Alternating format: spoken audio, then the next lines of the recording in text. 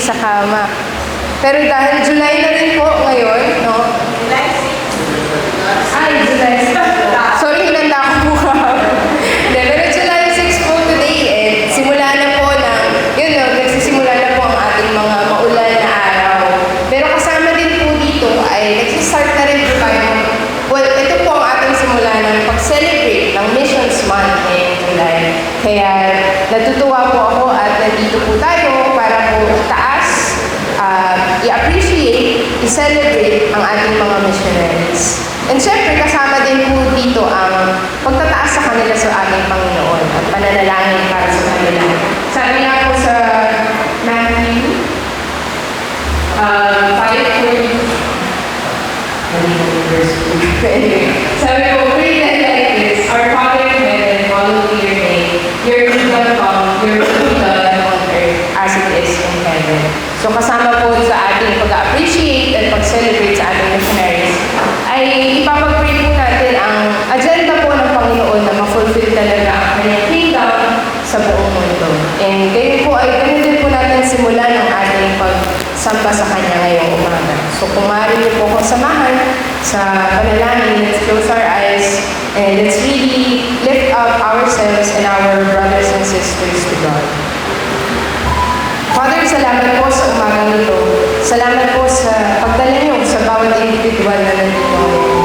Salamat sa mga hinanda niyong tao, sa mga magsisilbi para sa inyo, at sa mga tao at mga kapatid namin sa labas ng iglesia, patuloy na nagsisilbi para sa inyong kaharian. Panginoon, salamat po dahil merong mga buhay na talagang dinedicate ang kanilang vocation, ang kanilang trabaho para sa inyo. And nagpapasalamat kami dahil meron po kami buwan ngayon na binigay niyo sa amin para kilalanin sila, para itaas po sila sa inyo, at para talagang magabayan sila sa kanilang mga ginagawang ministeryo, Panginoon. Salamat din po dahil alam namin sa bahay man kami, sa trabaho, o nasa mission field po ay kasama namin yun. Kasama namin ang proteksyon nyo, kasama namin ang pagmamahal nyo, kasama namin ang karunungan at discernment na nagagaling sa inyo. Kaya Lord, patuloy nyo yakapin kami. Yakapin ang banal na Espiritu at talagang mapalakas po kami sa aming pang-araw-araw. Mapalakas laban sa kalaban, mapalakas sa mga hinaing o sa mga problema. Talagang maging matatag po, Panginoon. Dahil alam namin ay kasama namin. Lord, as we worship you this day, tanggalin niyo po ang mga concerns or worries na meron lang kami sa aming puso and allow us to really focus on you. Fix our eyes, fix our hearts and ears, and allow us to worship you with a full heart and really bring us closer to you, Lord God. Salamat po, Panginoon. And truly, we celebrate and glorify you each day. In Jesus' name we pray. Amen. Ayun po, no? And somehow ako po, tumatiming lagi pag nag-worship week. Madalas po sa July. And nagtataka ako bakit. Pero natutuwa rin po ako kasi for me din po, reminder talaga siya to uplift and appreciate our missionaries. Dahil sila na nga naman po ang in the spotlight ngayon. Pero for me din po, nare-remind ako na hindi lang po ito trabaho or work ng mga ating designated missionaries, kundi it is really a calling for each and every Christian. Sabi naman po sa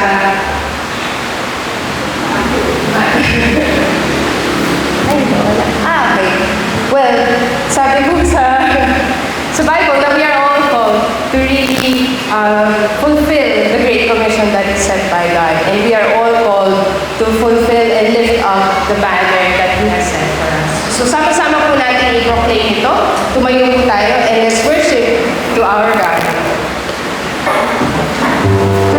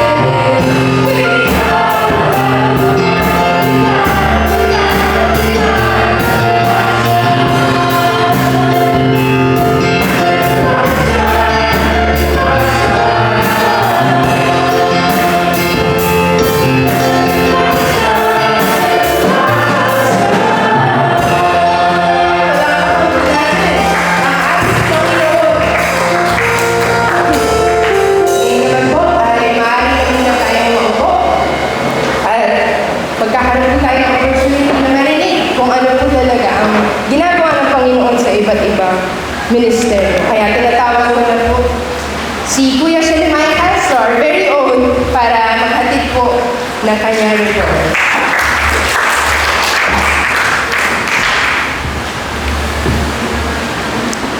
Magandang umaga po sa inyong lahat. Salamat po sa pagkakataon na makapagbahagi ng update. Salamat kay Tita Oxy na nag-coordinate itong July na Visions Month natin. 85%. 85%. According kay dating Bishop F. Tendero, dating PCEC Director, 85% ng mga churches sa Pilipinas ay nasa 50 ang bilang pababa.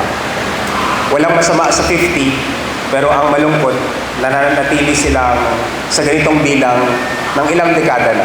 Ibig sabihin walang paglago.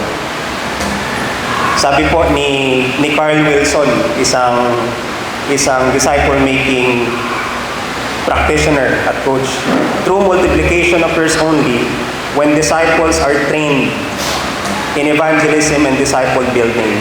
Expansion will not continue if people are not trained to minister.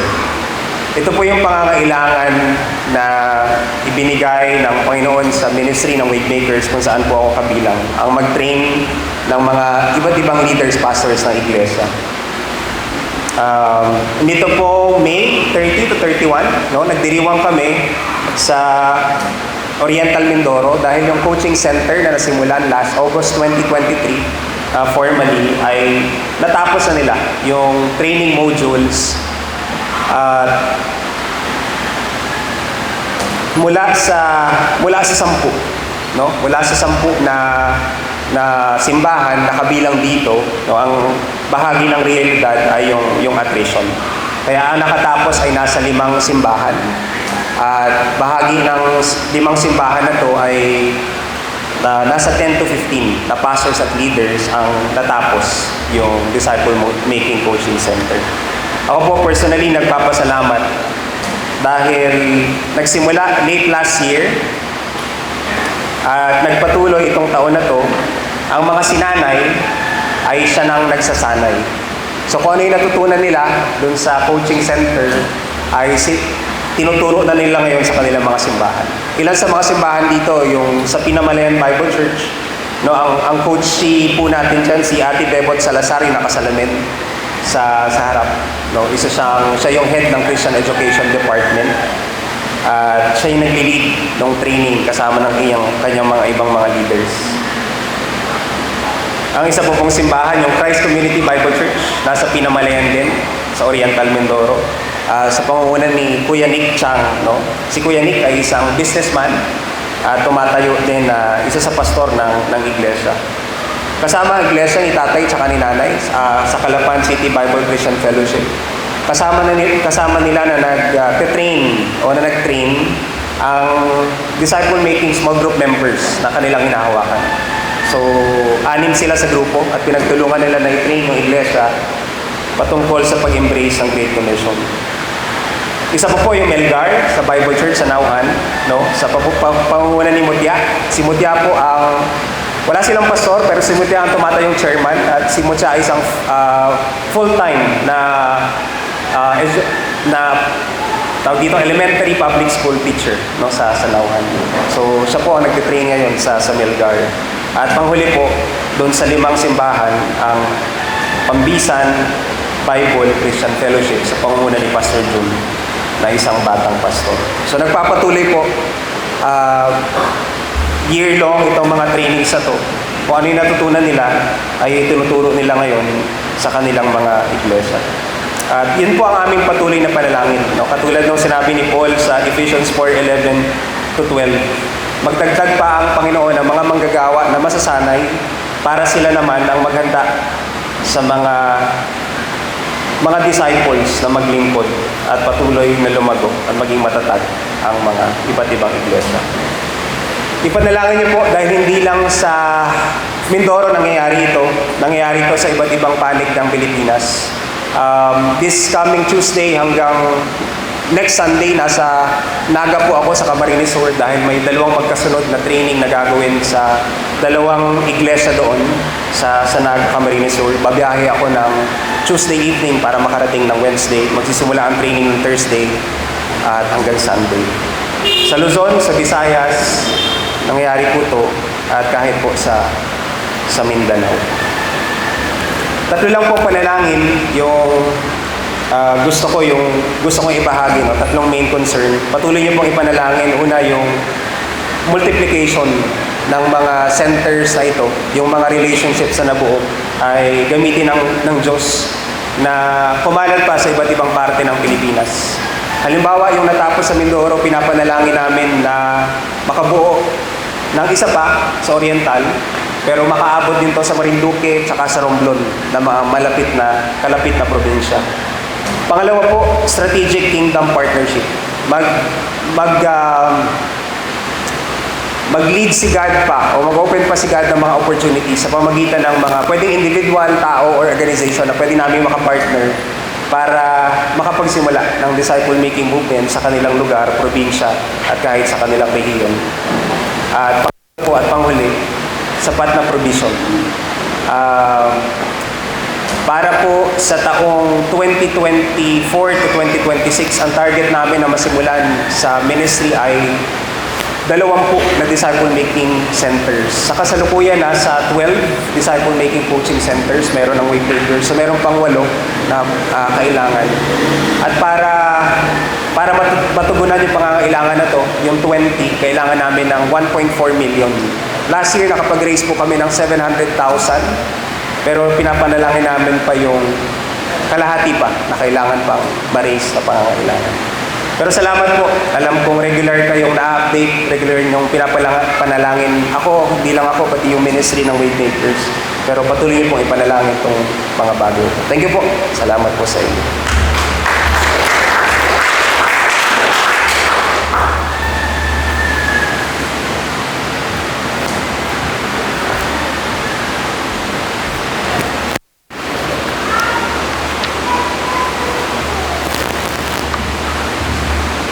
Patuloy po tayong lumapit sa trono ng ating Amang Banal. Aming Diyos at Amang makapangyarihan, kami po ay lumalapit sa inyo ngayon na may pusong puspos ng pagpupuri at pasasalamat. Pinupuri ka namin, O Diyos, sapagkat Ikaw ay banal, Ikaw ay tapat, at Ikaw ay hindi nagbabago. Dakila ang iyong pangalan at walang katulad ang iyong kapangyarihan. Ikaw ang aming manlilikha, Ikaw ang aming tagapagligtas, at Ikaw rin nagtatanggol sa amin sa lahat ng oras. Maraming salamat po, Panginoon. Salamat po sa bagong araw na ito, sa buhay, sa kalakasan, at sa bawat biyayang aming natatanggap, maliit man ito o malaki. Salamat sa iyong walang hanggang pag-ibig, sa kapatawaran ng aming mga kasalanan every time na hinihingi namin ito ng kapatawaran. Salamat that you are a forgiving God. At salamat dahil mayroon kaming pag-asa sa gitna ng aming mga pagsubok dahil sa inyo. Maraming salamat po sa iyong presensya sa aming kalagitnaan ngayon. At iniaangat ko po sa inyo ang buong kapulungan, ang bawat pamilya, ang bawat individual, ang bawat puso na nagnanais lumakad ayon sa iyong kalooban. Gabayan mo po kami bilang kongregasyon at bilang individual sa bawat desisyon, sa bawat hakbang at sa bawat araw na aming nararanasan, Panginoon Diyos. Ikaw ang aming ilaw sa gitna ng kadiliman ng mundong ito. At Ikaw ang nagbibigay ng direksyon sa panahon na nalilito kami kung ano talaga ang paniniwalaan. Pinagkakatiwala rin po namin sa inyo ang aming kaligtasan at proteksyon sa araw-araw. Ilayo mo po kami sa anumang sakuna, sa anumang sakit, at sa mga kasamaan na nakapaligid sa aming kapaligiran. Balutin mo po kami ng iyong banal na pag-iingat at maging ang aming mga tahanan at mahal sa buhay na hindi namin kasama ngayon. At Panginoon, sa gitna ng pangangailangan, kami po'y nagtitiwala na kayo ang mag-provide sa lahat ng aming mga pangangailangan. Ikaw po ang nagkakaloob sa amin at hindi kayo nagkukulang, Panginoon Diyos. Alam po namin iyon. Kaya nagpapasalamat po kami. Naway patuloy mo ipagkaloob ang biyaya para sa aming mga pisikal, emotional, at espiritual na pangangailangan. Pagpalain mo po ang aming samahan bilang isang simbahan. Pagkaisahan niyo po kami sa pag-ibig, sa aming pananampalataya at sa aming paglilingkod sa inyo. At sa oras na ito, Panginoon Diyos, ay iniaangat po namin sa inyo ang lahat ng misyonero na naglilingkod sa iba't ibang bahagi ng mundo. Sa mga lungsod man ito, sa mga liblib na lugar, sa mga mapayapang komunidad, o sa mga delikadong lugar, Panginoon Diyos. Salamat po sa kanilang katapangan at salamat sa pagsunod nila sa inyong pagtawag. At sa umaga rin pong ito ay especially tinataas po namin si Lem sa trono ng inyong biyaya. Nagpapasalamat po kami sa 15 pastor at manggagawa ng iglesia na nakatapos na ng Module 4 ng Discipleship sa Pinamalayan, Mindoro. Ayon po sa kanyang report, marami na po silang na-train at na-coach na siya rin po magti-train at magko-coach ng second generation ng workers sa kanilang mga iglesia. Gabayan po ninyo at ingatan si Lem as he continue to train and coach pastors and church workers sa mga churches sa Apcop, Mindoro. Naway mabuksan din po ang Romblon at Pangasinan para sa mga training na ganito. At salamat din po dahil nagkaroon sila ng training sa Katarman, North Samar. Sana po ay magpatuloy ito, Panginoon Diyos. Continue to bless and guide them as he continue to reach out to churches for coaching and training their leaders.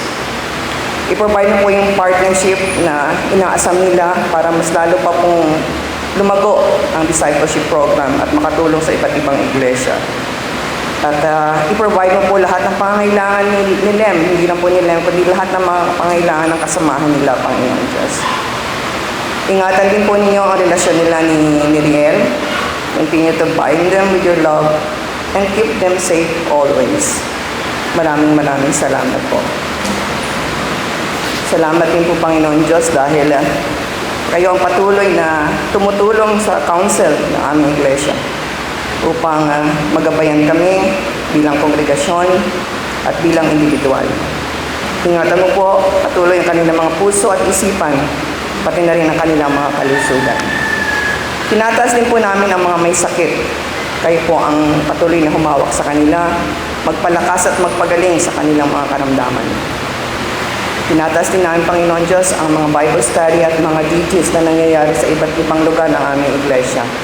Kayo po ang tumulong sa mga nagpa-facilitate nito at kayo rin po, Panginoon Diyos, sa mag-open sa puso't isipan ng mga uma-attend ng mga Bible studies at mga DJs. Patuloy din namin tinataas sa iyo ang mga ministry coordinators. Kayo po ang gumabay sa kanila upang magabayan niya yung mga tao na uma-attend sa kanila or kasama nila sa mga ministries. Tinataas din namin yung prayer ministry, mga visitation ministry, preaching ministry, praise and worship, ang aming mga kabataan, ang CPT, ang batasan at ang Bulacan Outreach. Kayo po, Panginoon, ang patuloy na tutulong sa kanila doon.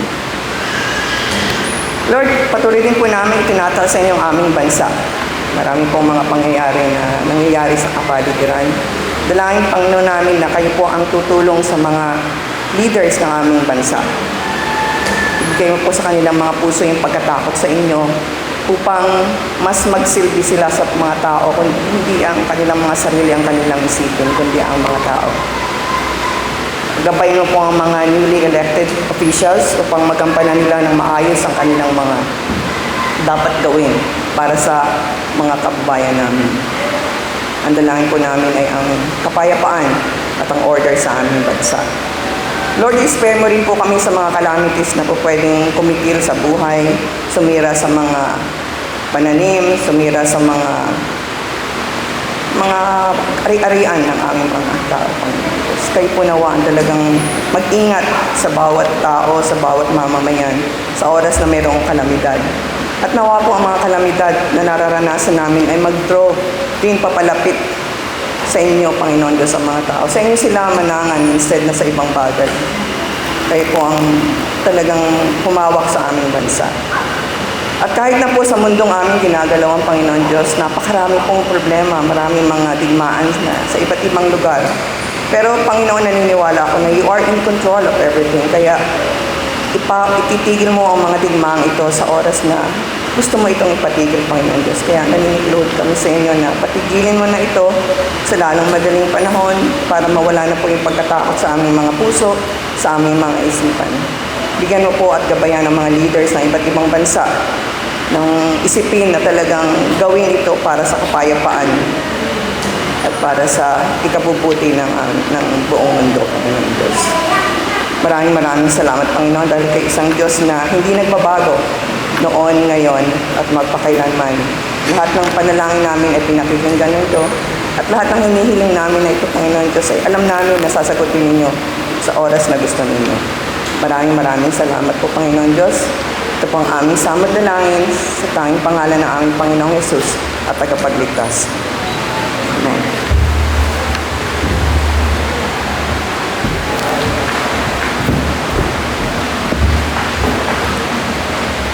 Yan po. Nakaka-bless po marinig kung paano gumalaw ang ating Panginoon sa iba't ibang bahagi ng Pilipinas. Nakaka-bless din po na itaas, hindi lang po si Kuya Len, kundi ang ating mga misyonero sa ating Panginoon through prayer.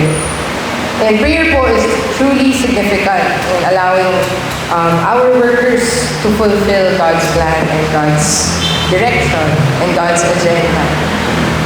Kaya as we worship po, I pray that we do so with a prayerful heart na talagang even ourselves, we can surrender to God. And even the workers of this ministry ay patuloy po natin sinusurrender sa Kanya.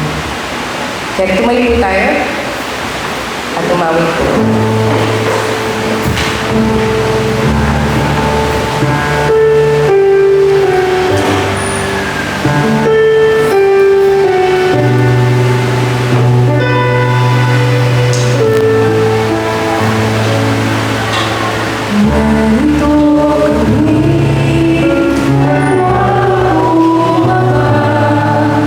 Sumasamba sa isang Diyos.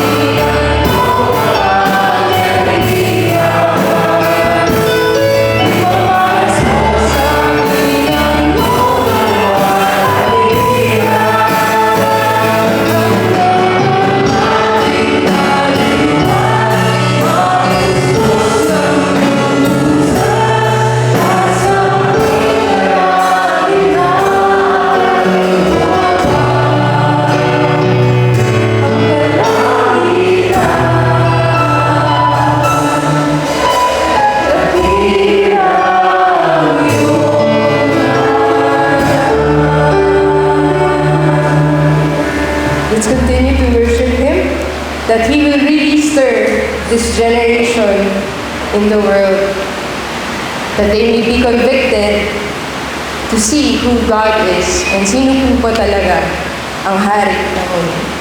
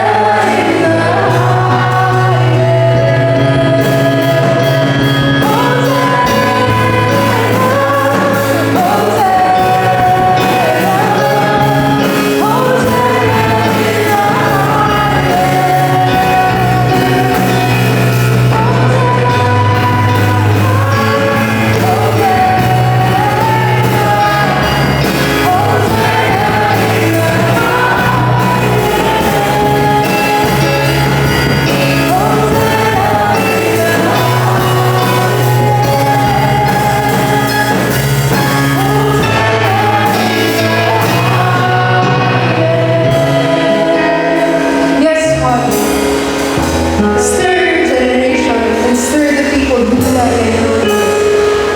Help us fix our eyes on you.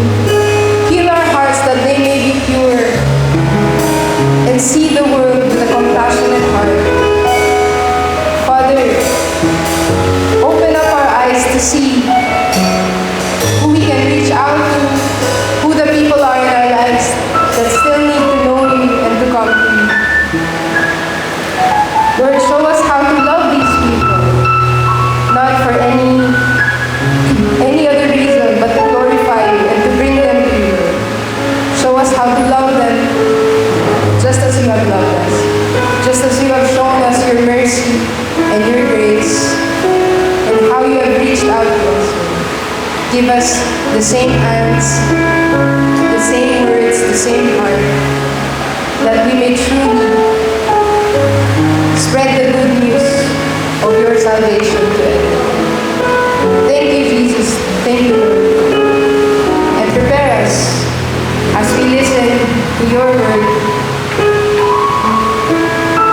as we listen to your messenger this morning. Thank you, Father. In Jesus' name, amen. Maaari na po tayo po. Ngayon naman po ay tinatawag po ang ating mensahero ngayong umaga, si Kuya Ken Caballero po.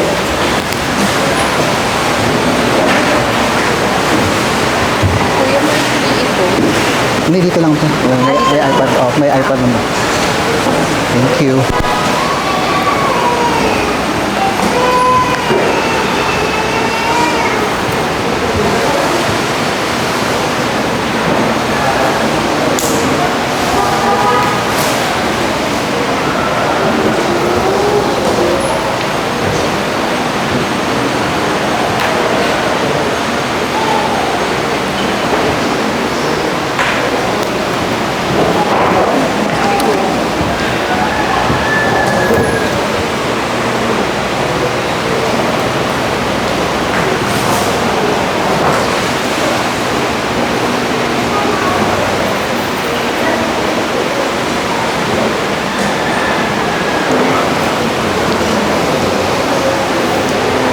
Ayan, hello.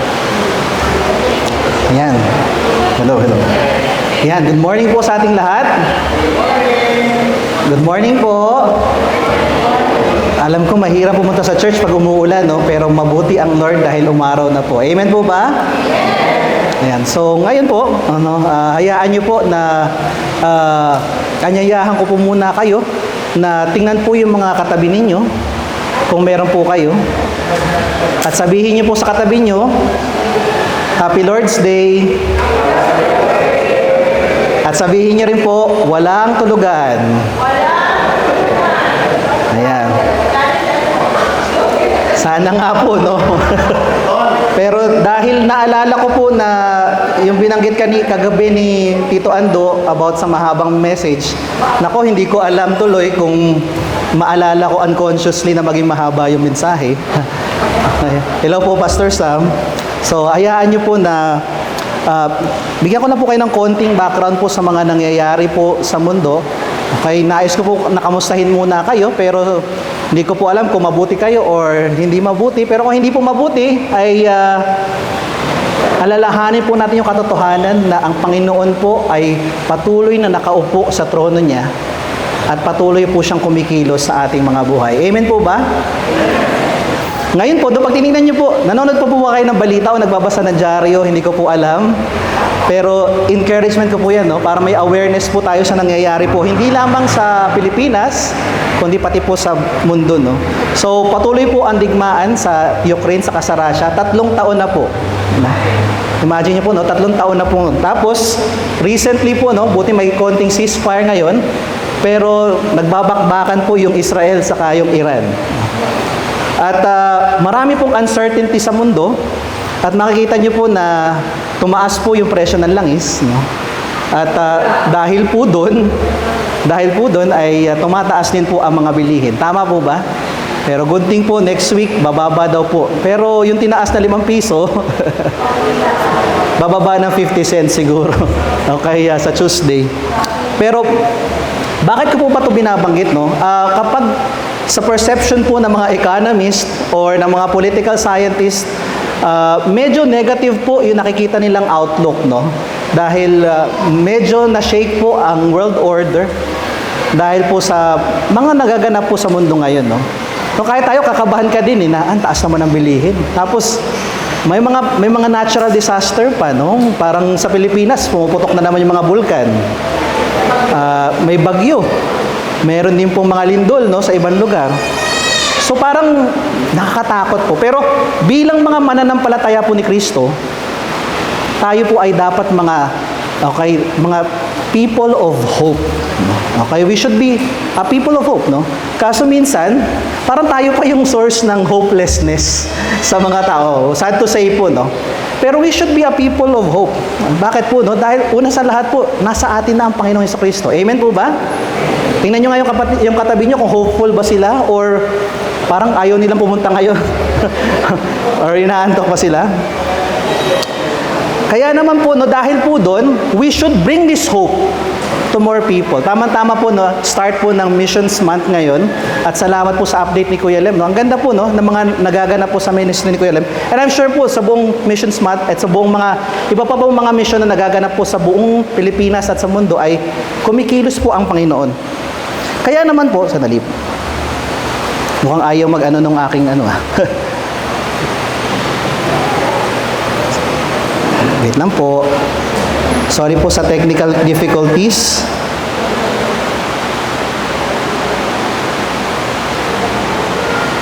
Minsan ganito po talaga ang technology. Ayan. Kaya naman po, no, as a people of hope, we should bring hope po to the nations. Kaya nga po, no, ang Panginoong Jesucristo, bago po siya ma-ascend, wait lang.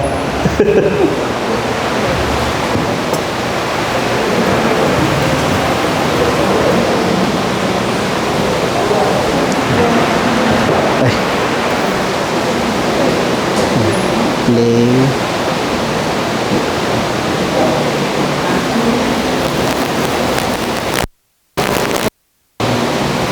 Pag naka-zoom kasi, ginagano na.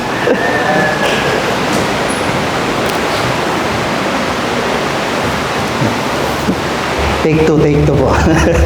Okay, as a people of hope po, no? Okay, as binanggit ko na nga po na we should bring hope to the nations. Kaya nga po si Jesus, before He ascended to heaven, He gave us this command, no? Okay? Or what we know today po as the Great Commission. Okay? Alam po natin sa Matthew 24:19-20, go therefore and make disciples of all nations, baptizing them in the name of the Father and of the Son and of the Holy Spirit, teaching them to observe all that I have commanded you. And behold, I am with you always to the end of the age. Maganda pong paalala po as we begin Missions Month. Ngayon po, hayaan nyo po dahil po Missions Month, no? Okay, tumingin po ako ng relevant na introduction. Sorry, nasa introduction pa ako. No? Kasi nabanggit po ito sa school namin, yung 1040 window. No? So, hindi ko po alam kung aware po kayo or may awareness po kayo or napapaalala po sa inyo. Pero, yung 1040 window po, pag tingin niyo po sa mapa, ito po yung lugar kung saan may pinakamaraming tao na hindi pa rin po nararating ng gospel. For sure, meron po mga penetration na po ng mga missionaries sa lugar na to, pero there is resistance. Mahirap po, no? At interestingly po, sa bahaging ito, no, marami din pong conflict na nangyayari. Nandyan din po yung most populous countries in the world like China and India. Tandaan niyo po, ang pinaka-populous o pinakamaraming tao po sa buong mundo ay hindi na po sa China. Sa India na po. Okay, ang estimate po is in 100 years, ang population po ng China would decline to around 500 million na lang po. Dahil po wala pong nag-aanak, wala pong nag-aasawa masyado sa China. Pero sa India, tuloy-tuloy po kasi wala pong restriction sa pag-aanak. Tinanggal na po ng China ang kanyang one-child policy. Ginawa na po niya to a few years back, two-child policy, three-child policy. Ngayon, kahit ilan na, okay na. Kasi nakikita na po nila yung decline sa population. So, also, dito po sa lugar na to, sa 1040 window, nandito po yung mga major religious systems. Nandiyan po ang Hinduism sa India. Nandiyan po ang Islam. This is mostly the Islamic world na po yan. And of course, yung meron Shintoism sa Japan, okay, may Buddhism, at meron din pong non-religious. In China po, kasi wala pong relihiyon na ina-acknowledge sa China.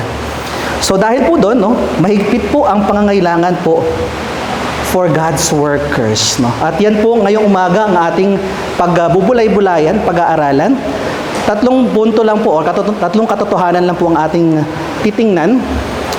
So how to pray for God's worker. Napakahalaga po nito. No? Una po, we pray with alertness. Pangalawa po, we pray, alertness and perseverance. Pangalawa po, make supplications for all the saints.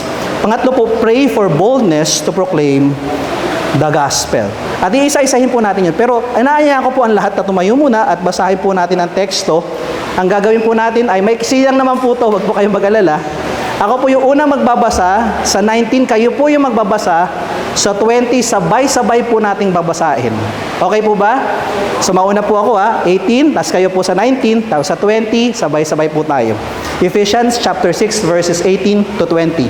Praying at all times in the Spirit with all prayer and supplication, to that end keep alert with all perseverance, making supplications for the saints.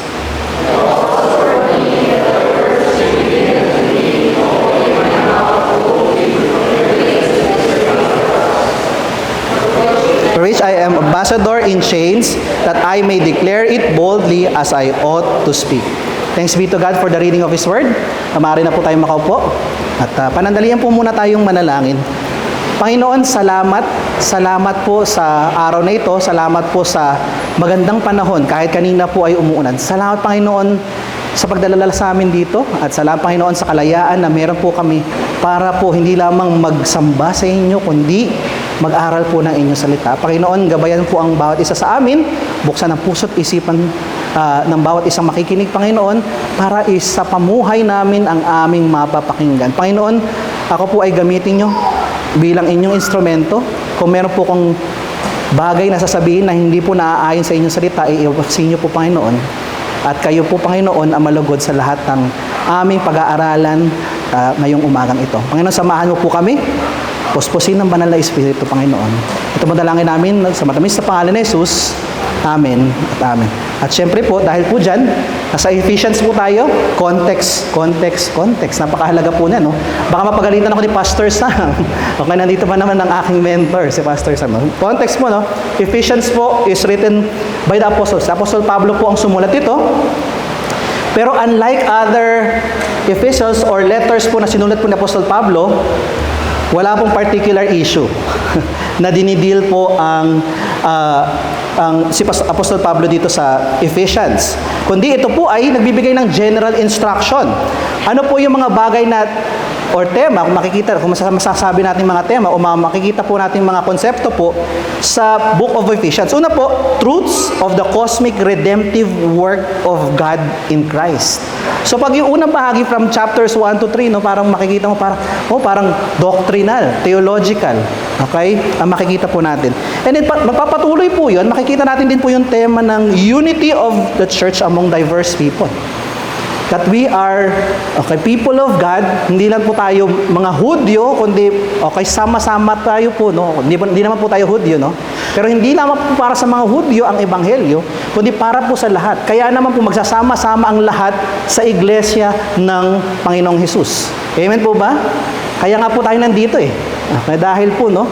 Pwede na tayong makasama sa pamilya ng Diyos. At very, very practical na mga bagay po, no? About proper conduct, saan po? Sa iglesia, sa bahay, at sa pakikitungo sa mga tao po sa mundo. I hope mabigyan po tayo ng konting pagkaintindi dito, no, sa context. So pag tinignan po natin yung outline, kaya po nang binanggit ko kanina, matatagpuan po natin yan. Pero hindi na natin i-exhaust po yung entirety of the outline. Kung mapapansin nyo po, yung bahagi po na ating pong pag-aaralan ngayong umaga, nandun po almost at the last, no?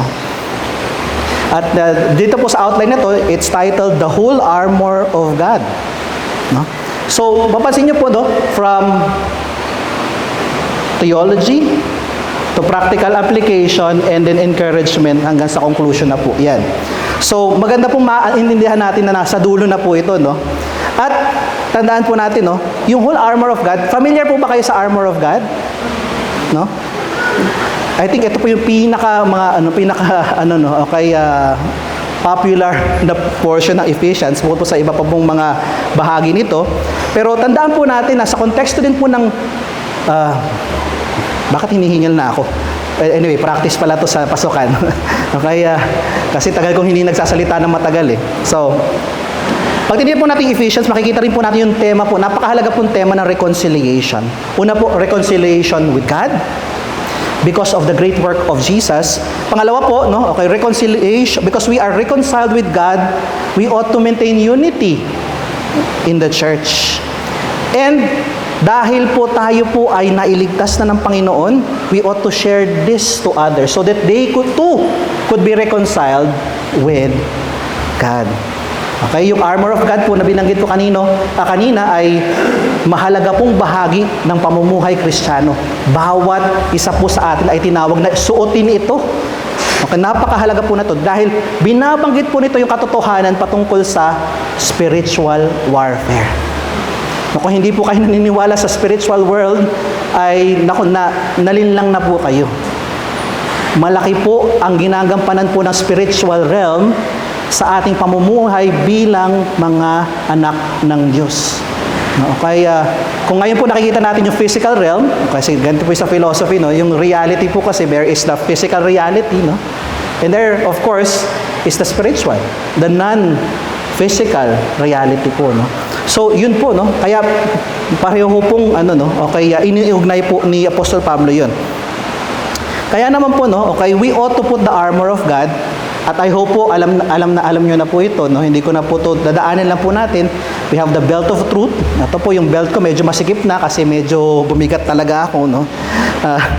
Breastplate of righteousness, the shoes of peace, no, the shield of faith, the helmet of salvation, and the word of the Spirit. Ngayon, hindi po natin nakikita rito yung prayer. No, hindi po agad natin makikita yung prayer. Pero ang ganda po ng pagkakasulat ni Apostol Pablo ng Ephesians na kahit hindi po nyo makikita yung prayer, implied na po siya sa dulo. Sapagkat kung lahat po tayo ay tinawag na isuot ito, okay, tayo rin po ay obligado na manalangin.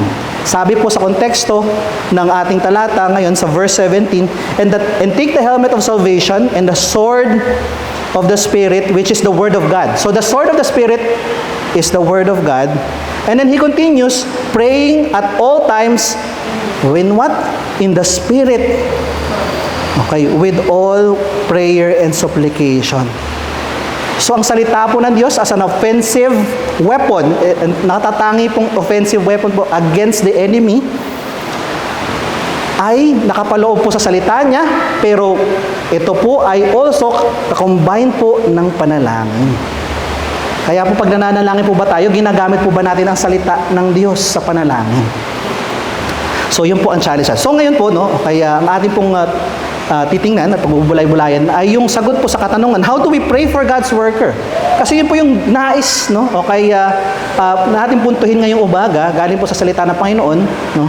Paano tayo mananalangin? Kung nakita natin sa Mission Months yung pangangailangan po, no? Okay, yung kung paano po kumikilos ang Diyos sa buong mundo at yung still yung pangangailangan pa sa more, okay, missionaries, more teachers, more workers, at para sa ating po mga masasabi natin quote and unquote ordinaryong mga Kristiyano na magbahagi po ng ebanghelyo sa iba. How do we pray for God's worker? Ganito po, no? Una po ang katotohanan is we pray with alertness and perseverance. Sabihin nyo nga po, alertness and perseverance. Kanina po, nabanggitan na po natin yung armor of God and the reality of spiritual warfare. So, lahat po tayo nasa digmaan. No? At kaya naman po, no, kailangan suot-suot natin ang baluti po ng Panginoon. At kung tayo, yung illustration po ni Apostol Pablo ay sundalo. So, tayo po ay nasa digmaan, kailangan natin ng baluti, pero ang bawat sundalo po, may isang misyon. Okay, ano po yun? Ang sundin ng kanilang commanding officer. Yan lang po ang misyon ng bawat sundalo. Sundin ang sinasabi ng kanilang commanding officer. At ano po yung mission sa atin ng ating commanding officer, ng ating Panginoong Hesukristo? Una po, to obey Him. First and foremost, hindi po ba? Nasundin po siya.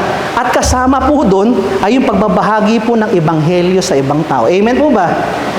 Ayan po, yan po yung challenge, no? Pwede ko na pong tapusin yung sermon dito.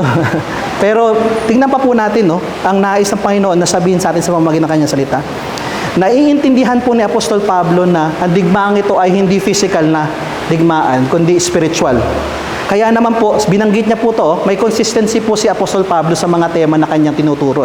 Sabi niya po sa 2 Corinthians chapter 10 verse 4, "For the weapons of our warfare are not of the flesh, but have divine power to destroy strongholds."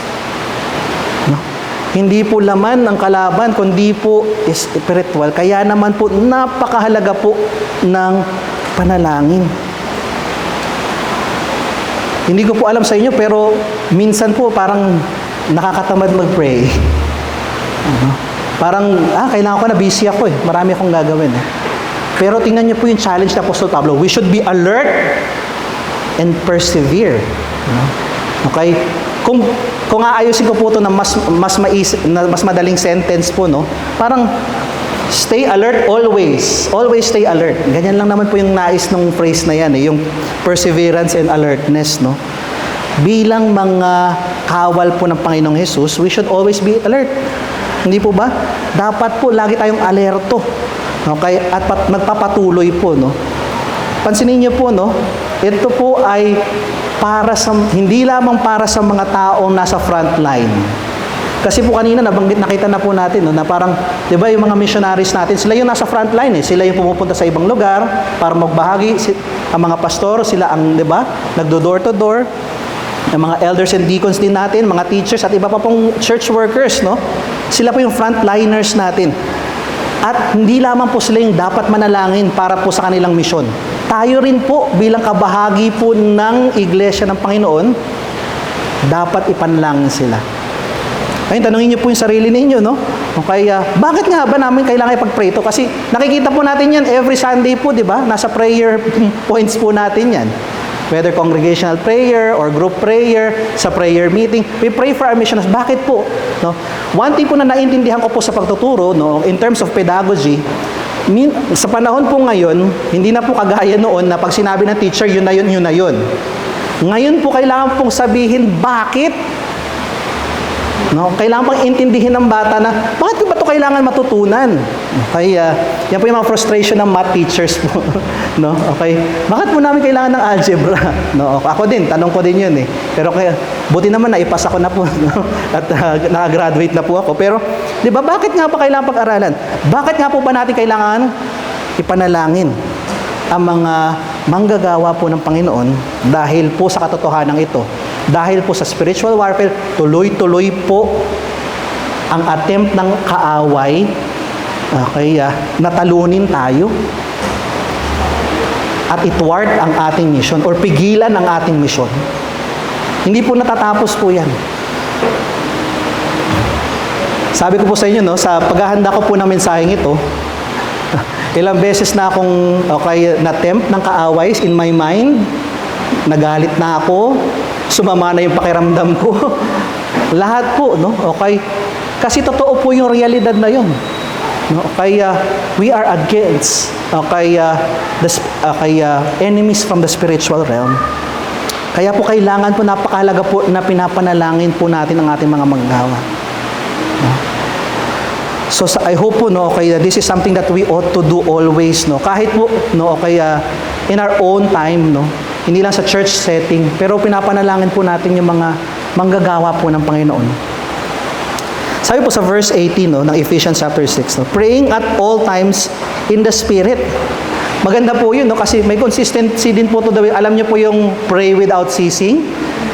Ayan po, iba lang yung wording, praying at all times in the Spirit. No? With all prayer and supplication, to that end, keep alert with all perseverance. Pero ang ganda po, no? Talagang makikita natin immediately yung relasyon po ng salita ng Diyos at ng panalangin. Hindi ko po alam sa inyo, pero talagang intertwined po yan. Pansinin niyo po, ang Panginoong Hesukristo, kapag siya po ay nananalangin, nakabase po sa salita ng Diyos. Lagi po yan.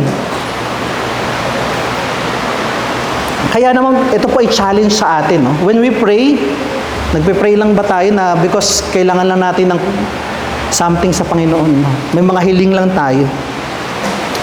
Pero we don't pray in the Spirit of God through His Word. No? So, dapat po, no, may alertness po tayo. Ito po ay kailangan natin gawin. No? Okay, dahil napaka-critical po na ginagawa ng mga manggagawa po ng Panginoon. Karamihan po sila nasa underground.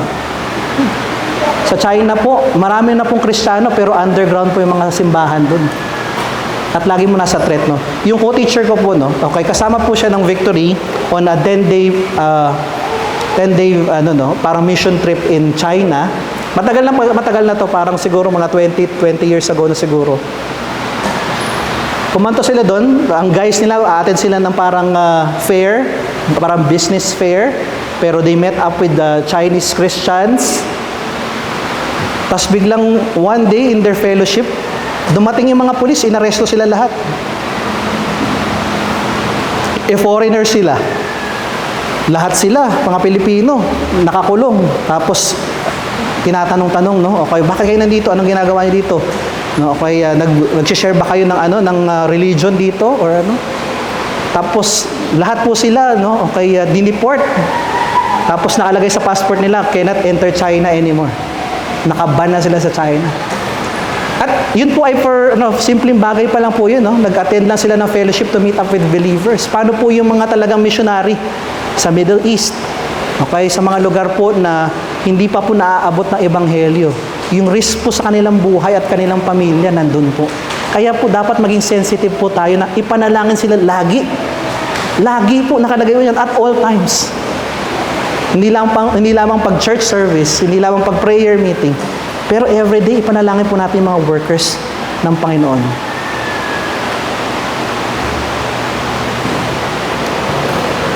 Kaya naman po patuloy po yung instruction ni Apostol Pedro patuloy. Bakit po pray, alertness and perseverance? Ang tendency po sa ating mga mananampalataya na nasa bansa na wala naman religious persecution, eh, ano po tayo, no? Pwede natin masabi na complacent. Parang okay lang naman eh. Parang, kahit saan nga ako mag-church eh, okay lang. No? May freedom naman kami, hindi naman kami pinipersecute dito. Ang tendency po parang hayahay na lang tayo. Pero, isipin niyo po, no? Sa Pilipinas po, napansin niyo po, ewan ko po sa inyo, no? Pero napansin niyo po ba sa Pilipinas maraming security guard? Pero pag pumunta po kayo sa ibang bansa, konti lang yung security guard. Totoo po yan. Punta ako ng Bangkok, pupasok ka ng mall, walang inspection. Dito lang sa Pilipinas yan talaga. Sa ibang bansa talaga walang security guard. Kung meron security guard, walang baril. Pero nakakatawa po, kahit po may mga security guard, may nananakawan pa rin, may krimen pa din. Hindi po ba? Ang nakakatawa po is, kapag nakatulog po yung security guard, lagi po yung nangyayari, no? Hindi ko po alam sa inyo, no? Pero madalas na, sa village po namin, pag medyo late ka na, pag late na ako umuwi, papasok ako, syempre kailangan buksan yung gate ng village, pero nakikita mo yung guard tulog. Eh paano po yun, no? Hindi na po niya nagampanan yung kanyang tungkulin. Ganon din po tayo mga Kristiyano. Minsan nakakatulog na lang po tayo sa responsibilidad natin na manalangin po para sa ibang mga mananampalataya at lalo-lalo na po sa mga manggagawa po ng Panginoon. Hindi po ba? Ayaw naman natin nun. Pag nakakatulog sa trabaho, wala. Hindi niya nagagampanan yung kanyang duty. Kaya naman po, no, ito po ay napakahalaga sapagkat nabanggitan natin kanina yung patuloy po na kilos ng kaaway laban po sa atin. Kaya patuloy po tayong manalangin. Lalo-lalo na po, no, sa mga missionaries po natin. Ito po ay yung listahan po ng 1040 window kung saan po, hindi naman po ito yung kanina 1040 window po. Ito naman po yung listahan po ng persecution po, Christian persecution. Pag red po, medyo pinapatay talaga. Sinusunog ang mga iglesia, pinapatay, kinukulong. No? Iyan po, no? makikita niyo po sa mapa na yan, no? Napakarami po, no? Tayo, tahimik lang sa Pilipinas po, no? Pansinin niyo po, no? Wala. Pero sa ibang bansa, napakapula po, no? Dito po makikita yung continuous na persecution po of Christianity. Kung naisip po natin na nung first century lang yung persecution ng mga Christians, hindi po, patuloy po yan hanggang ngayon. Sa ibang lugar nga lang, hindi lang po natin nararanasan dito. Kaya naman dapat po maging alerto tayo, patuloy silang ipanalangin, no? Ang mga Kristiyano sa ibang bansang, sa mga bansang ito at sa mga workers po na nag-serve sa mga lugar na ito. Dapat din po maging aware tayo sa mga nangyayari sa mundo, no? Hindi ko po to sinasabi dahil isa po akong araling panlipunan na teacher, no? Pero hindi po ba dapat may awareness po tayo para po mapipanalangin natin yung ang isang tao, ang isang bansa, ang isang lugar? Kasi pag hindi po natin alam, paano po natin ipapanalangin? Hindi po ba? Isipin po natin yun, no? Kung hindi natin alam, hindi natin mapapanalangin. Kaya dapat po tayo ay may awareness. Tanong ko po sa inyo, no? May awareness po ba tayo sa nangyayari sa ating mga pamilya, sa ating iglesia, sa ating komunidad? Hindi ko po ibig sabihin dito na maging chismosa po tayo, no? Maging marites po tayo. Pero awareness lang po. We're sensitive enough to know yung needs po ng mga, kaya bawat aspeto po na to ng ating buhay, ng bansa at ng mundo po, no? Kasi madalas po, napapansin ko po to sa mga prayer, no? Madalas po, reactive yung prayer natin. As a reaction na lang siya. Ay, hala, may sakit si ano. Ipanalangin natin siya. Instead na response, no, na parang for a long time, no, o kaya pinapanalangin na natin. Dahil may awareness po tayo. Hindi tayo nagulat. Kundi may awareness po tayo at patuloy po tayo nagpipray. This is a challenge for all of us po. Tayo po ay pamilya sa iglesyang ito. I hope naman po na maging aware po tayo sa mga pangailangan din po ng ating mga kapatid. Amen po ba? Parang mahina, parang ayaw nyo. Sige. Okay, so patuloy po tayo, no? Maganda po yung ginagawa natin, no? Sa school po natin, sa school po namin, no? Every Monday po, meron po kaming prayer bulletin. Nagsisend po ng file yan before the weekend. Nasa email ko na po yun for sure. Bubuksan ko na lang yung Canva file namin. Nandun po lahat ng prayer concerns ng school namin. Pinagpipray po lahat.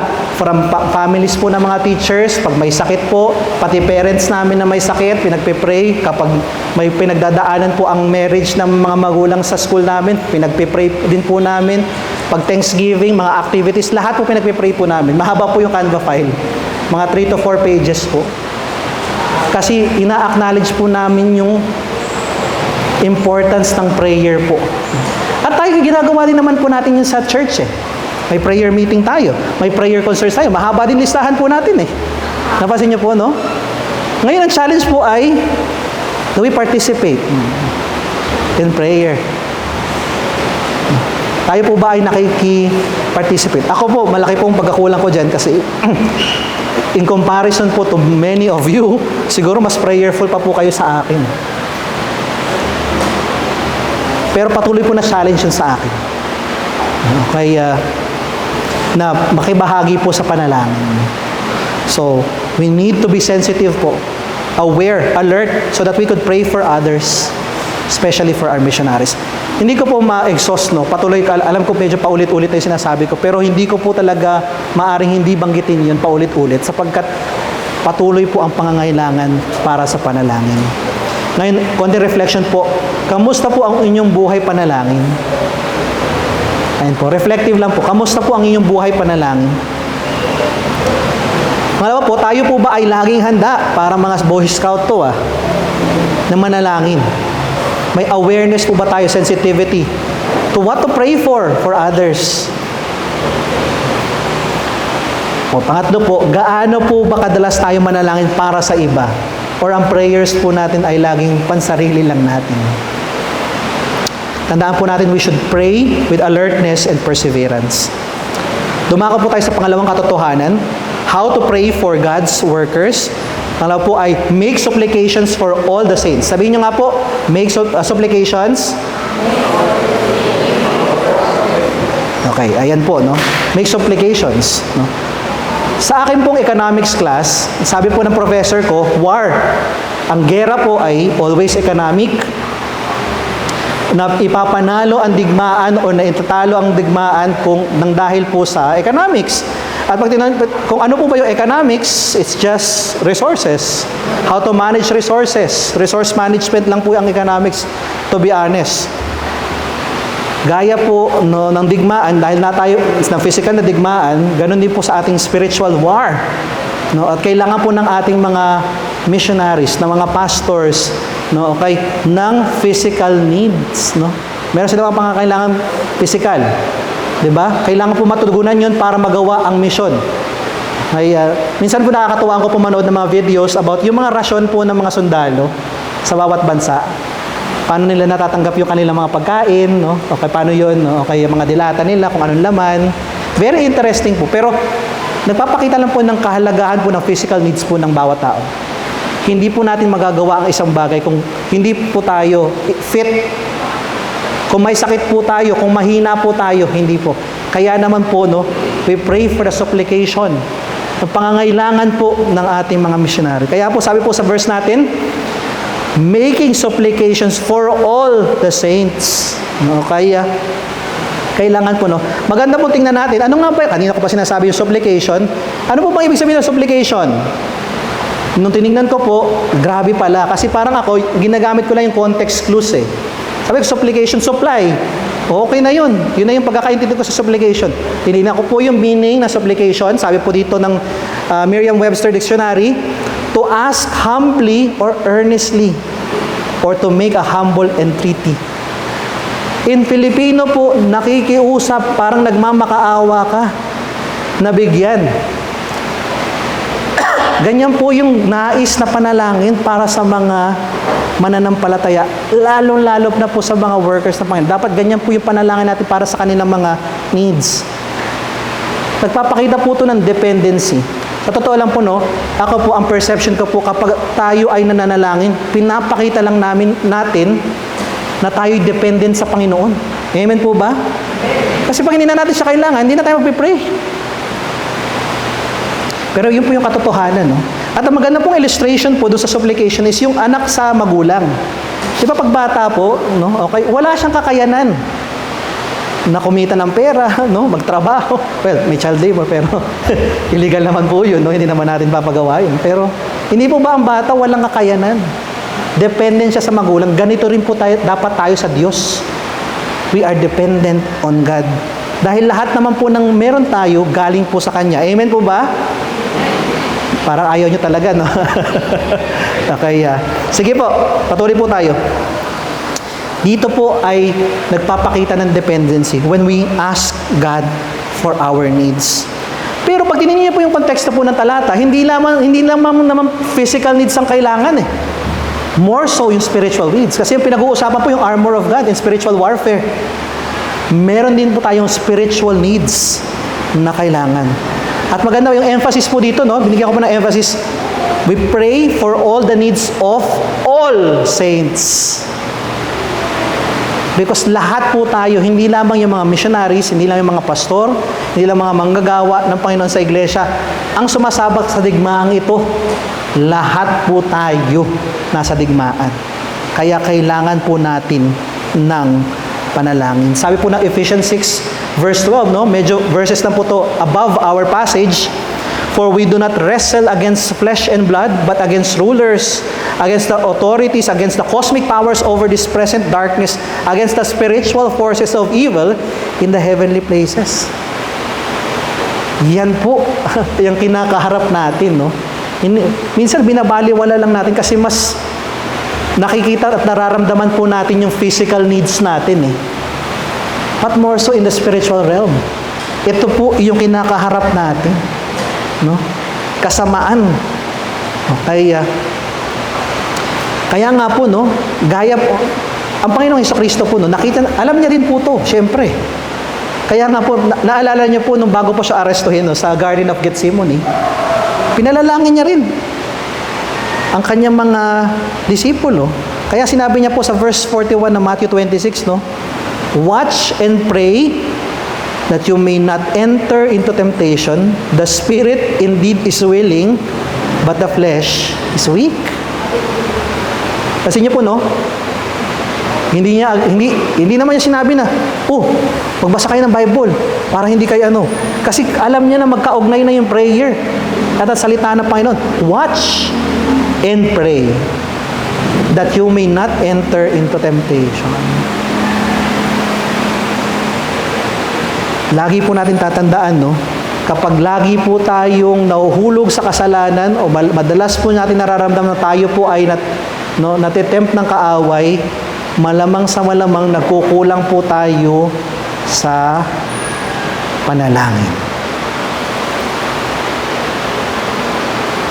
Kaya mahalaga po na manalangin tayo at ipanalangin din po natin ng iba. Kanina po nakita natin sa unang katotohanan na we should be alert always, no, and pray for the needs of God's workers. Pero itong instruction ni Apostol Pablo po ay for all the saints now, no? Okay. Bakit po ito mahalaga? Sapagkat kung aalalahan, kung general instruction po ito, no? Yung mga sulat po ni Apostol Pablo, it's meant to be passed on to other churches. Kasi po, nung panahon po na yan, ang mga churches po ay hindi katulad nun sa atin na, malaki. No? Okay, may building. Hindi po ganyan. House churches po. So ito ay pag nabasa na, ipinapasa sa iba naman para sila naman na makinabang. So general instruction po ito. Na manalangin. Napakahalaga po ng panalangin. God's worker po, no, ay kailangan natin ipanalangin sapagkat pag tinignan mo na yung passage, no, kanina parang it's very specific and then that it becomes general. Pero maganda pong malalaman na ang iglesia po ng Panginoon or the body of Christ is composed of different parts. At tayo po ay lahat may different roles. Meron po dito sa iglesia na musician, kumakanta. Role po nila yan para sa worship. May mga teachers, nagtuturo ng Sunday school. Role po nila yan sa iglesia. Ako po, dito nagpipreach, no? Role ko po to sa iglesia. No? Kasama po sa mga gifting na binigay po ng Panginoon sa bawat isa sa atin. We have different roles. Pero po, nananatili yung katotohanan na kailangan po natin lahat manalangin, na lahat dapat ay panalangin natin dahil lahat po tayo ay humaharap sa iisang digmaang spiritual. Pare-pareho lang po. Pare-pareho lang po tayo ng kinakaharap na kaaway. Kaya po, we ought to continuously pray, especially for those who are serving the Lord in the ministry.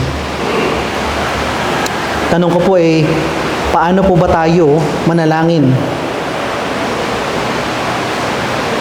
Focus lang po ba sa ating circle or sa iba? Sino-sino pa po ba ang ating pinapanalangin?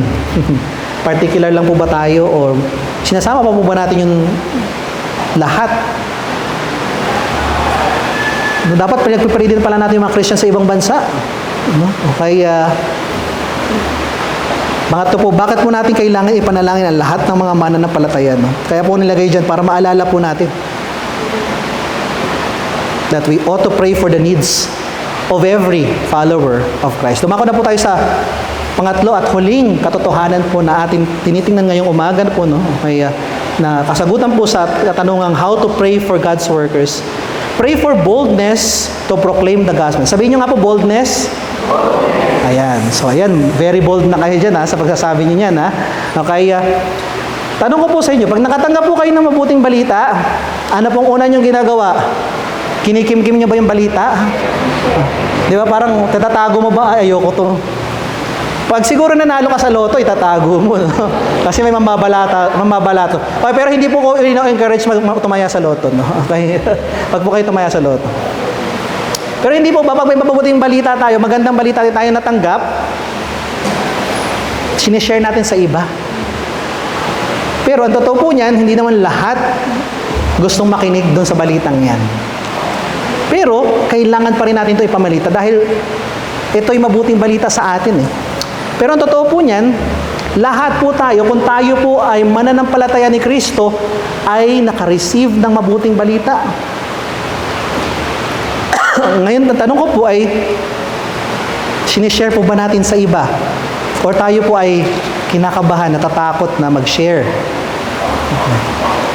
Ang nakakatuwa po sa passage na to, si Apostol Pablo, pag tinignan niyo po, no, verse 19 to 20, basahin ko po, and also for me, yung request na to for prayer, that words may be given to me in opening my mouth boldly to proclaim the mystery of the gospel, for which I am an ambassador in chains, that I may declare it boldly as I ought to speak. Si Apostol Pablo na in comparison sa to today's world po na mga na pag-aaral, may doctorate degree sa sa Jewish law, na eloquent speaker, 'di ba? Humihingi pa rin ng panalangin. No? Ito yung pagpapakita po ng dependency po ni Apostol Pablo. Pero dapat po nating alalahanin na yung Ephesians po, katulad po ng iba po mga epistles ni Apostol Pablo, ay tinatawag po na prison epistles. O yung epistle po, meaning letter, no? Dahil ito po ay sinulat nung nakakulong po si Apostol Pablo. At nangangahulugan po na kailangan niya pong humarap sa korte. At hindi ko po alam kung nakapasok na po kayo sa korte, pero almost all court procedures po, pwede po tayong manood actually. Pwede po yan. Pwede po tayong pumasok at kung wala kayong magawa sa buhay, pwede kayong pumunta sa mga korte, umupo kayo doon, pakinggan nyo yung nangyayari, yung proseso. No, okay, may nag-work immersion kasi ako na student, yung uncle niya, judge. So doon siya nag-work immersion sa office ng uncle niya. So pumasok kami sa korte. Drug case. So pinapasok naman kami. Pasok ako, tapos nakikita mo yung procedure na doon yung judge, tinatanong yung mga pwede nyo rin panoorin, no? Pag nanonood kayo ng mga series po o mga palabas po na may ganitong tema, makikita nyo yung procedure po, no? At talagang ini-scrutinize bawat salita. Kaya nga po, no, feeling ko, pati si Apostol Pablo, kinakabahan din. Kahit napakagaling na niya. Para po may proclaim ang gospel. Ang kaganda po kay Apostol Pablo, he takes every opportunity to share the gospel. Kahit sa korte. Kahit po sa korte, na maipahayag niya ang Panginoong Jesucristo. Kahit sa kanyang pagharap sa kanyang kaso. Ngayon, kailangan po talaga natin, no, o kaya ng boldness. Hindi ko po alam sa inyo, pero baka kung feeling nyo na hindi ako mahiyain sa pag-share ng gospel, medyo mahiyain ako mag-share ng gospel.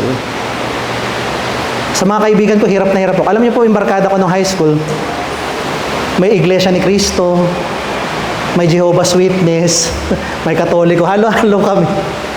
Pero parang wala kaming conflict, hindi kami nag-uusap about religion. Pero ini-encourage lang namin sila. Ako ini-encourage ko sila gamit ang salita ng Panginoon. Pero di ba po, no? Okay, kailangan talaga pa rin natin ng boldness, no? Si Apostol Pablo, 2 beses niyang binanggit yung salitang boldly. Emphasis po yun. Na talagang kailangan natin itong ipanalangin.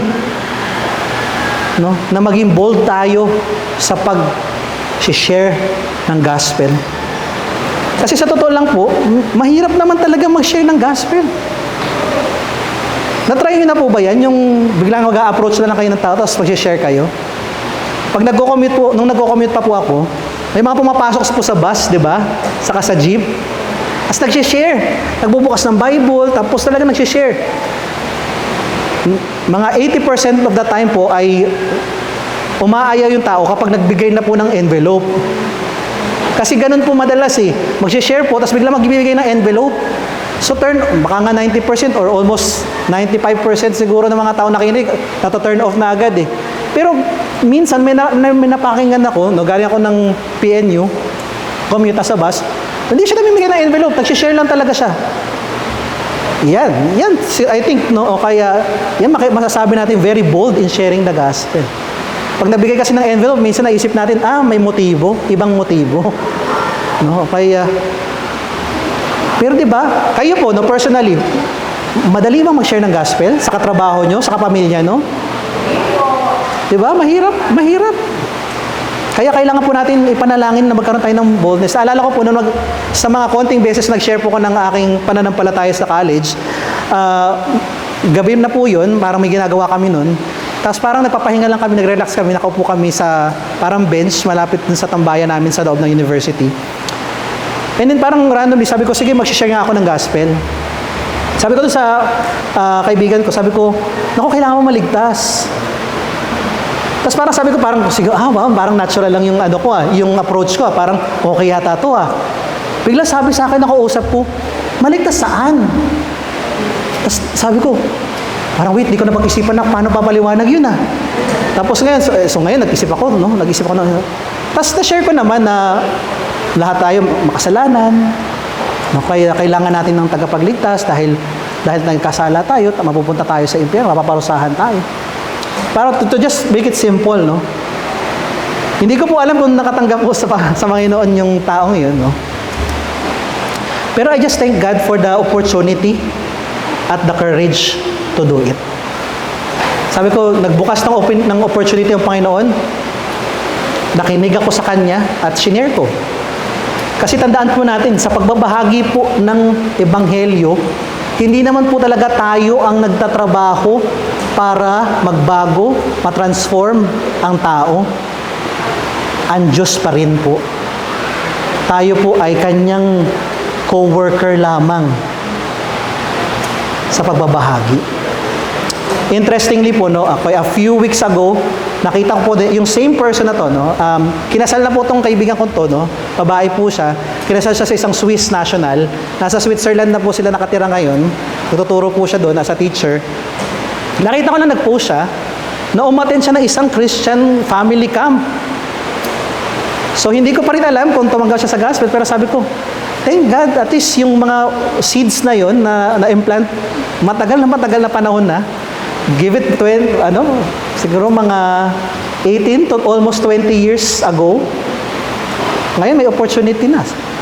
Kasi pinost niya nag-post siya talaga Sabi ko, wow, thank God. I praise the Lord for that, Pero meron din po mga tao na naturally gifted po sa pag-share. Si Papa po, okay, umupo lang yan sa taxi, parang wala pang 5 minutes. Nagsisimula na po yan mag-share ng gospel. May mga ganun po talagang gifting, May mga evangelist, kaya na talagang naturally na easy ka sa kanila makipag-usap at mag-share ng gospel. Pero hindi naman po tayo lahat ganun. Hindi po ba?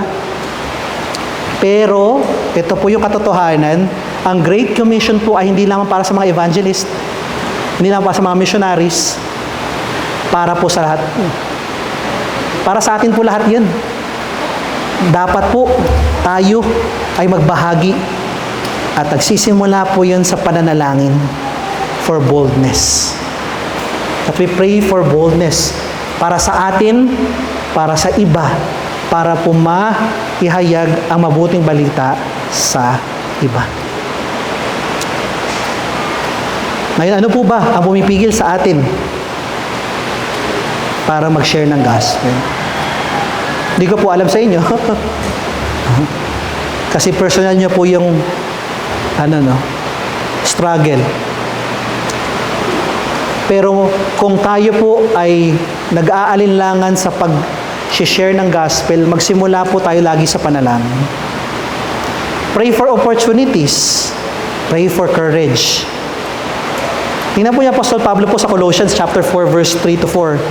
Sabi niya po dito, at the same time, pray also for us, that God may open to us a door for the word to declare the mystery of Christ, on account of which I am in prison, that I may make it clear which is how I ought to speak.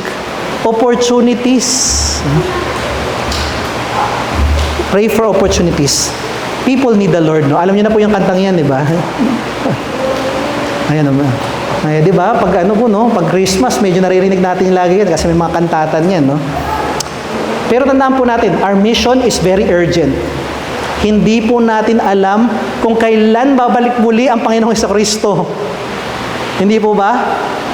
At ang hindi po rin natin alam kung kailan kukunin ng Panginoon ang mga taong nakapaligid sa atin.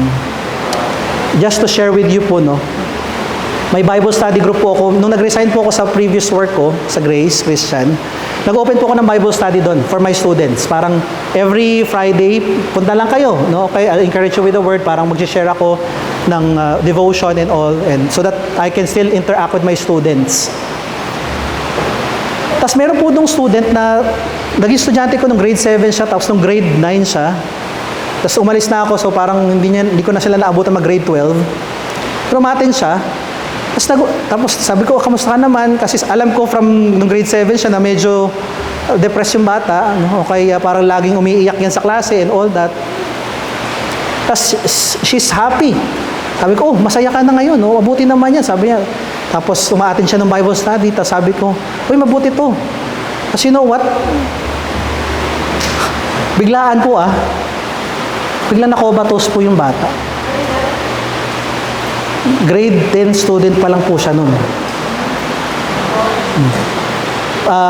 Japanese encephalitis. So, biglaan po, namamagay yung utak. Talagang coma. Alam niyo po, nag-usap kami ng mga iba kong co-teachers. Sabi ko, uy, dalawin natin, pag-pray natin. Yung day na pupunta kami, namatay na siya.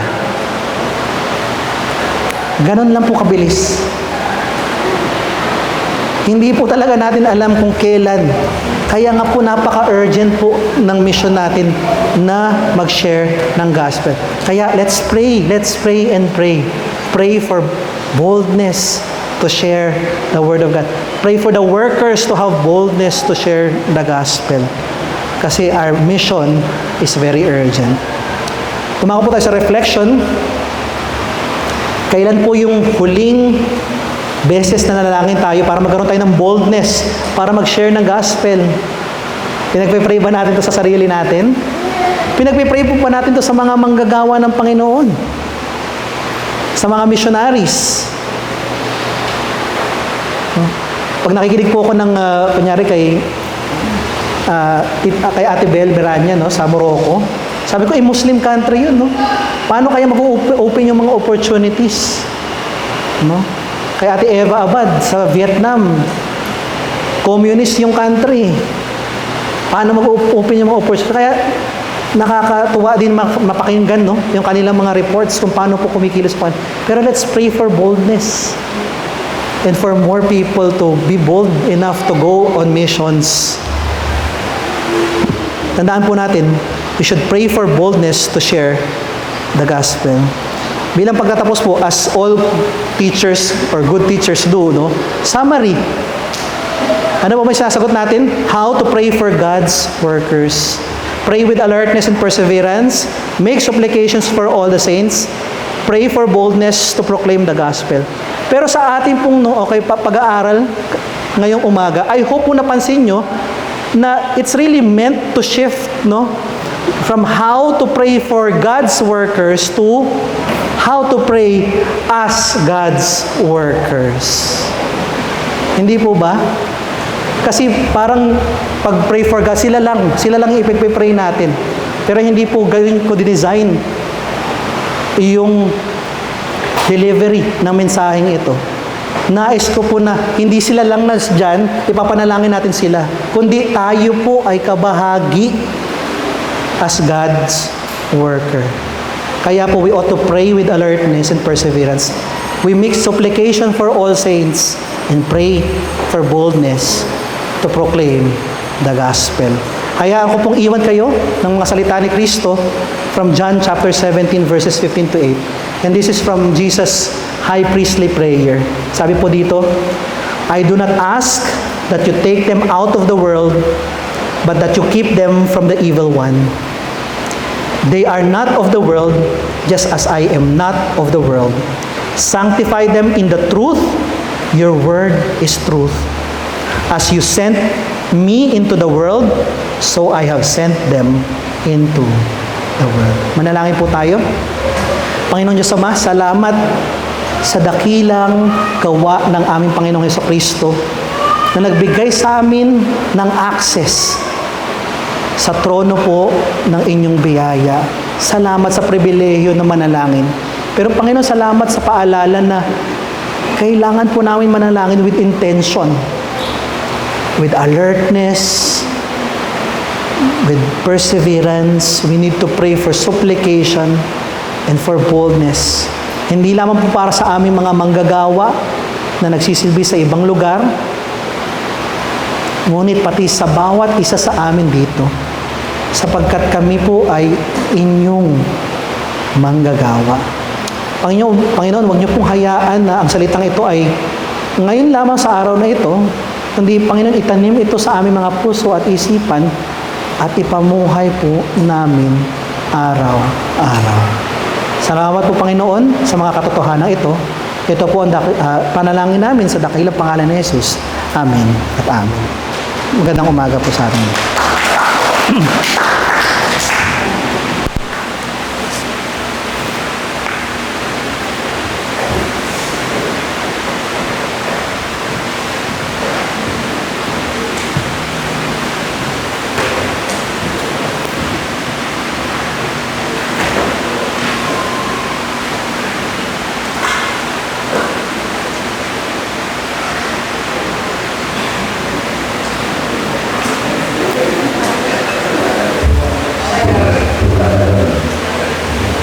Magandang umaga sa inyo lahat.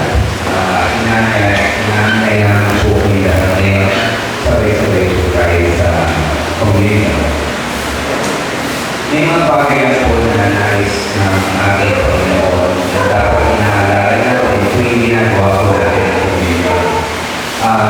Una, nais na po na alalahanin natin po yung nakaraan na ang pagbibigay ni Jesus sa kanyang buhay bilang para sa kabayaran ng ating mga kasalanan. Dito yung una. Ang pangalawa, nais din po niya na isipin natin yung hinaharap na sa kanyang uling pagdating ay darating siya bilang isang hari na hahatol po sa ating lahat. At yung pangatlo po, nais po natin Panginoon na iniisipan natin na kapag tayo po yung nagpo-communion, namumuhay ba tayo ayon sa nais niya. So sabi nga po sa 1 Corinthians 11:27-29, babasahin po sa inyo. Kaya ang sino mang kumakain ng tinapay at umiinom ng sa kopa ng Panginoon, sa paraang di nararapat ay nagkakasala sa katawan ng dugo ng Panginoon. Kaya dapat siyasatin ng tao ang kanyang sarili bago siya kumain ng tinapay at umiinom ng kopa. Sapagkat ang sino mang kumakain at umiinom ng hindi kinikilala ang kahalagan ng katawan ng Panginoon ay kumakain at umiinom ng kahatulan laban sa kanyang sarili. Mga kapatid, pinapaalalahan ng kanyang Diyos na siyasatin natin at suriin natin ang ating sarili po bago po tayo lumapit dito at hingin po natin ng tawad at kapatawaran sa mga nagawa natin pagkakasala. Hindi tayo natawag sa Kanya. Para po tayo, hinanda natin ating sarili na maging banal po. Kaya, nangyayang tayo, manalangin po tayo yan. Panginoon namin tapat at kapangyarihan. Kami po ay malapit at dinudulog namin ang manalangin na ito sa inyo. Patawarin na kami sa aming mga kasalanan. Salamat sa pagdala ng iyong banal Espiritu sa amin, kung saan binabago niyo kami araw-araw at gumagalaw sa buhay namin. Salamat sa iyong pagmamahal. Meron kami Diyos na maaari namin lapitan. Salamat at nariyak-laki para sa amin. Alam po namin na kayo ang Diyos na tapat at tutunuan niyo po kami anytime, Lord. Bigyan niyo kami ng direksyon at karunungan upang magagawa kami ng matamang desisyon sa buhay namin at makapagbigay ng kawalantian at naaayon sa iyong pangalan. Salamat, Lord, at nakilala po namin kayo. Salamat sa iyong pagmamahal at iligtas sa kami sa kapamahan. Maraming salamat, Panginoon. Lahat po ito itinataas ko sa dakilang pangalan ng Jesus. Amen. Tuloy po lang dati, lumapit po tayo sa elemento, hila po tayo sa harap, at pwede na po tayo kumuha ng mga elemento dito.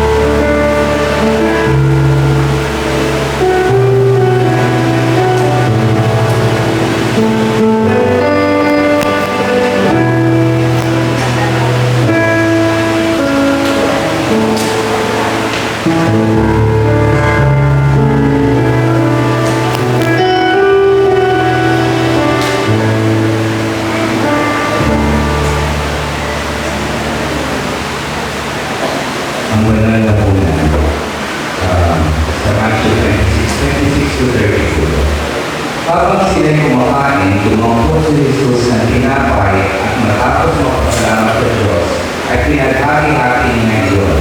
Binigay niya sa mga anak at sinabi, kunin ninyo ito at kainin. Ito ang aking katawan. Kainin ko na.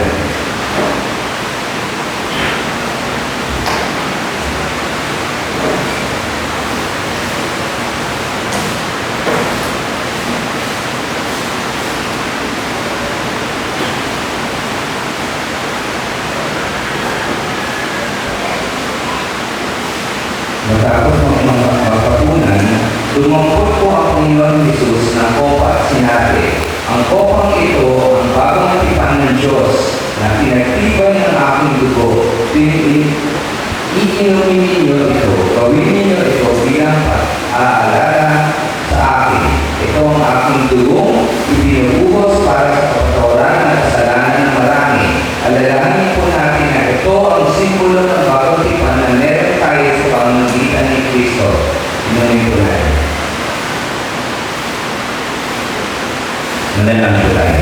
Panginoon, maraming salamat sa inyong pagbigay ng inyong anak para itubos ang aming kasalanan.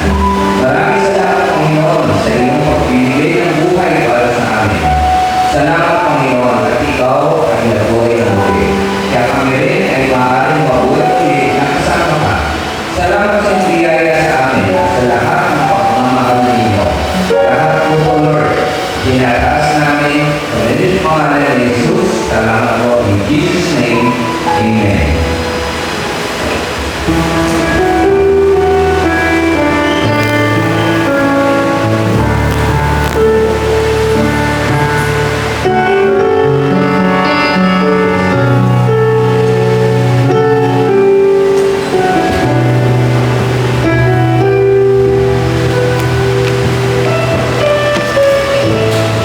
Dahil din po tayo ay na kay Kristo na, nararapat lang din po na ibalik natin sa Kanya ang ating mga alay at ito po. Kaya tinatawag ko naman po si Saniel at Miguel para sa offering. Ngayon din po ay First Sunday, kaya kasama na rin po ang ating social offering, social concern offering. Kaya ipapaikot na rin po ito ngayong umaga.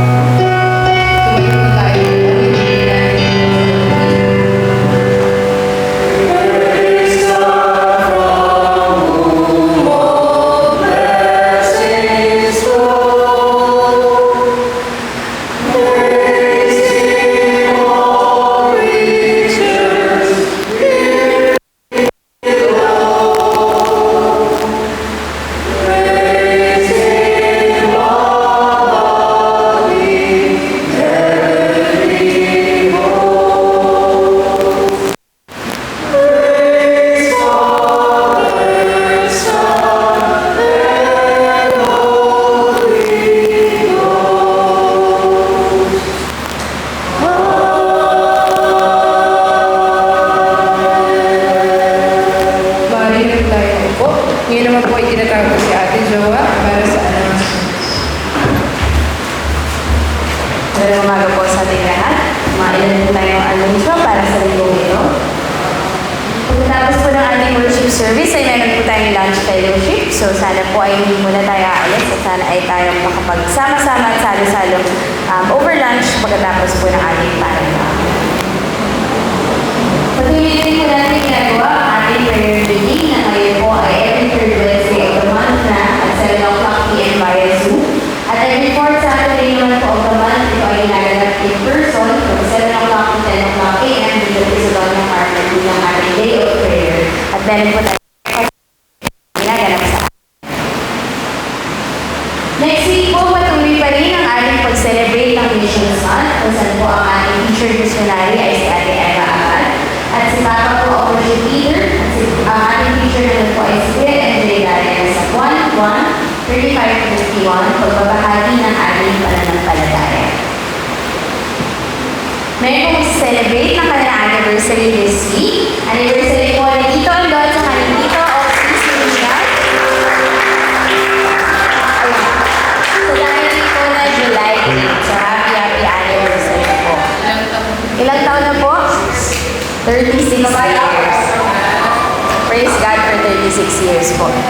Wala po yata nag-celebrate ng birthday nila this week sa aking calendar. Pero well po, pwede po natin batiin si Tito Andon, Tito Oxy sa July. Si Ate Dailin, July 5, kahapon. Kahapon po, opo. Wala lang po si Ate Dailin, pero pwede pa rin po natin siyang batiin ng belated happy birthday. Natutuwa po tayong makasama ulit sila Pastor Sam at Tita Isa sa araw na ito. Belated happy birthday din po, Pastor Sam. Sana makasama pa rin namin kayo sa mga ibang paglinggo. At kasama rin po natin ang kaibigan ni Hannah na si Janelle. Janelle, ayan. Thank you sa Sunday schooler po na kasama natin ngayong umaga. So, Janelle, sana makasama ka rin natin sa ibang pang mga araw. Mamaya po ay magbatian po tayong lahat bago po tayo mag-lunch fellowship.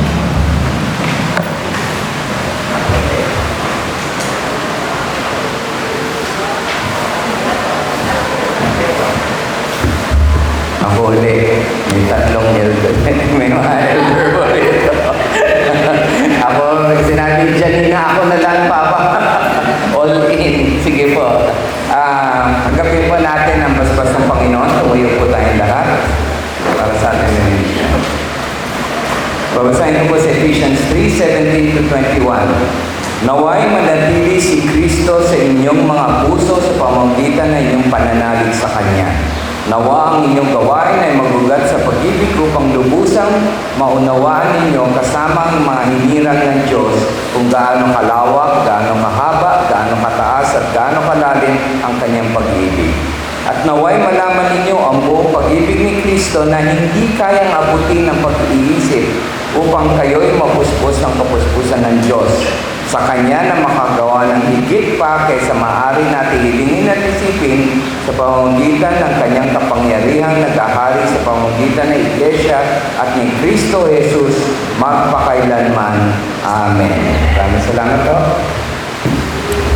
Ngayon po, tulad ng sinabi kanina, we are meant to pray for all of God's workers. But that also includes all the saints and all the peoples. Kasama na po tayo doon. So as brothers and sisters of